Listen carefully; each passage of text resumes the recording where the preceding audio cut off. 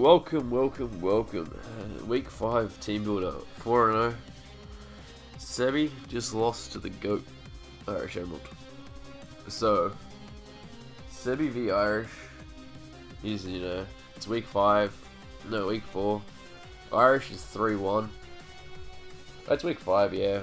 Irish is 3-1, we're 4-0. This isn't a conference, which is absolutely stacked. Where, to give you comparison of where it sits, it's going to be updated now, but to go off week 4 from memory, there was, I'm leading my conference, right, 4-0, nothing special, right, nothing too major about that. The next two teams are 3-1. You have Sebi, and on top of that you have Tasmanian Toxic Coach coached by Max Rapture, and on top of that as well, Irish Emerald is sitting at 3-1. Johnny GB is 2-2. To put it in perspective, in the other conference, Automatic is 4-0, same as me, so I'm ahead by, I think, 2 differential points at that stage. And on top of that, going into week 5, Root was 2-2. CJ was 1-3, actually, sorry. Tampa Bay Beazles, coached by Fizzle Hizzle, was 1-3. Still is 1-3. Aaron's 0-4. Grading knockdowns at 0-4. So I'm just going. My brain has like this way in which Spite is the best motivator for anything, man. I play Irish Emerald. He's the only UBL D League power ranker I get to face this season. Alright? That's guaranteed. And Irish was the more favorable one on the power rankings. And watch him go, he brings it up every time. He brings it on himself. Like, yeah, man, I do. I love a bit of drama. Sauce sauce. Now, when I played Irish, there was something that was very concerning. Now, for those of you who think that Uber Leagues are fun and the new craze, it's just heroin. It seems good in theory, but it'll fuck up your veins, mate. It's pretty simple. Here's Ash Grant, right? Best mod in the format. Then he has Victini, best mod in A-Drive set. Then he has Sylveon Kamoa. I sort of wanted Kamoa later on, but, cashing in, mate.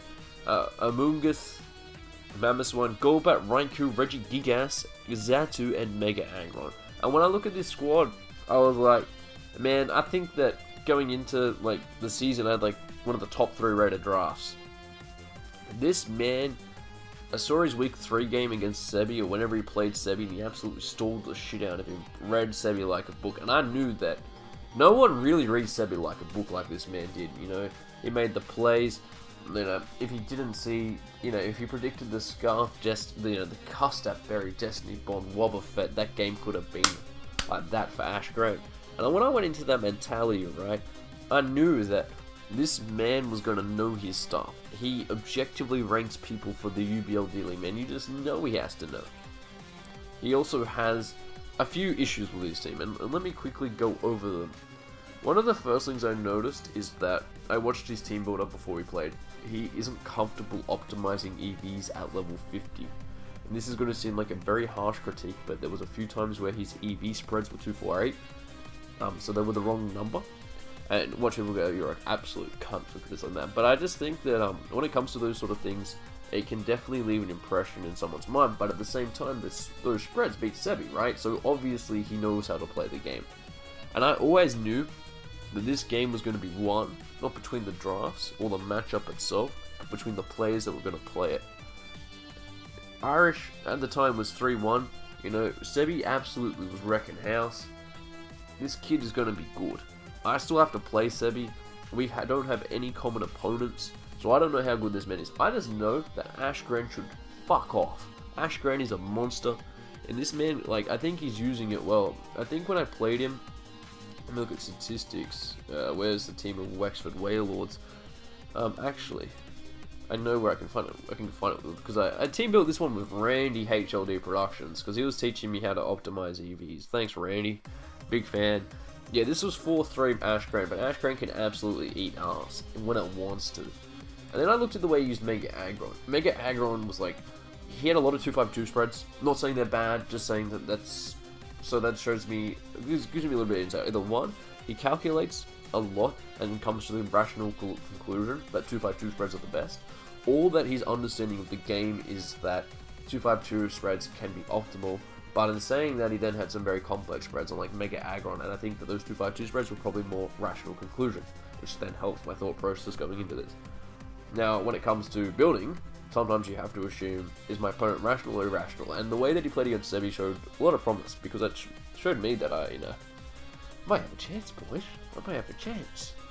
The first one I slapped on my team was Mega Medic. Actually, did we go over what my draft was? I always forget to do this. So, we know his team, right? Ash, Grain, Victini, Sylveon, Kamo, Amoonguss, Mamoswine, Golbat, Raikou, Regigigas, Zatu, Mega Aggron. He has a massive chomp weakness. That's the first thing I'm going to say. But my draft, Taunty, Mega Medic, Garchomp, Heatran, Shaman, Sylvali, Araquid, Drapion, Rotom, Frost, Ramble, Lickitung. Whew! Where did we go? So, start with Mega Medi, Pup, Ice Punch, Drain Punch, then Headbutt. Nothing really to say. +1 OHKO to everything. +1 made it everything a 2-hit KO or 1-hit KO. Nothing really more to be said about that. When it came to the Torn though, just want to let you guys know, if you aren't aware, that there's currently a showdown damage count bug at the time of this recording. Which is that what happened was, I looked at Fire Emblem Z, did 85% at Mega Aggron. Yes. Vitinium would actually do more, but Heatwave was actually just more just general nice. Nicer because it also hit Mamo. Actually, why didn't I go for Vitinium Z? That would have also picked up Ash Grid.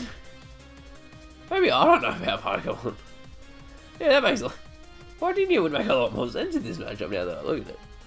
I blame myself. But Fire still very, very good. Heatwave as well. I don't like trying to rely on blind focus blast. I'm shit at the game. Lucky and bad. Oh, so I got the speed crit right this week for this one. Last week I had 165. Fucking idiot. So on top of that, we were like, okay, Heatwave, U-turn, Hurricane. Knockoff was just really nice because I knew that this man was going to be he's going to be cheeky with some items, and I was like, not for you today, good sir. No, no, no. On top of that, Knockoff hits Victini super effectively. Also hits Commode, Knockoff its items. It's also, Mamoswine item that's banded Scarf. Also as well, I really predicted Scarf Sylveon to come this week. If you look at the matchup it has, my team, quote-unquote, doesn't have the best fairy answers, quote-unquote. Now, when thinking about that, I was like, oh, what if he brings Scarf Sylveon and goes, I caught him off guard. And I was like, you know what if he decides to, I don't know why, but, he's got Zadu, maybe he might think to bring Choice Specs. Like, he goes for Webs, why just blow him back. I was like, Gotta have the Minecraft noises. Aaron, put the Minecraft villager going. That's so funny. And I was like, you know what? Let's not knock it off. Be a general pain. Next up, we have Choice Band Garchomp. EQ, Dragon Claw, Outrage, Stealth Rock. Now, immediately, looking back at this, it probably should have been Stone Edge. But I just realized that when I did my damage roll calcs and stuff like that, the Dragon Claw was picking up, Dragon Claw or Outrage was picking up Golbat and the Zatu. You know what? I want Rock. Secondary Rock is really, really nice against your team. I think that once you remove the Zatu from his team, he doesn't really have the best hazard removal options, mainly because the only other option, I think, is the Golbat, if I'm not mistaken. His team doesn't really care too much about hazards being my team, but if he doesn't bring the Amoonguss, he can be then weak to T-Spikes with Ashgren, Victini, Sylveon, Komodo, Mamoswine, Raikou, all being chipped by those T-Spikes. And it's important to also note, when you combine that with the possibility of Stealth Rocks, for example, Victini, Victini, even Mamoswine taking 12.5%, so when you combine those two factors, T-Spikes looked very, very concerning, but I was like, you know what, I just think he's going to bring that Zadu, and what I'd love to do is get to a stage where he realizes that I'm banded Chomp, because he's just like, what the fuck is this damage? And then I just click a rocks, I'm like, beautiful, beautiful, beautiful. Now next up we have Scarf Shaman. This Scarf Shaman does not have Seed Flare. Has Giga Drain, because Randy said that good players don't miss their moves, and I'm not a good player. Also, Luke Catali said that, but Dog's a god, so Randy probably quoted him. It's probably like one of the 10 commandments of Dog. Thou shall, I don't know, not hate themselves playing Pokemon. That's probably the 9th commandment of the Dog. Now, so we've got Scarf, Giga Drain, Earth Power, Dazzling Gleam, Psychic. Psychic's for Amoonguss, Komodo, hits them both super effectively. Earth Power is obviously for that Victini, Mega Aggron. And then also saw Dazzling Gleams for Komodo because I realized that Aaron ate my ass with a Komodo in, I think it was BBL.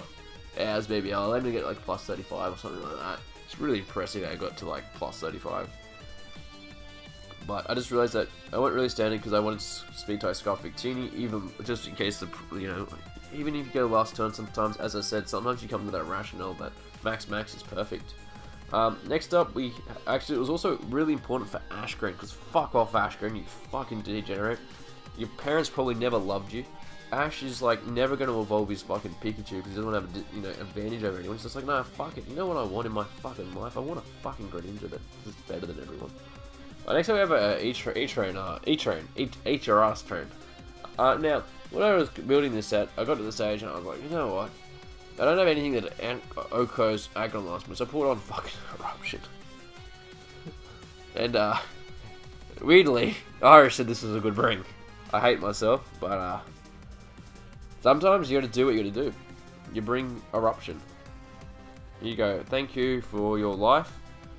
Thank you for your memes.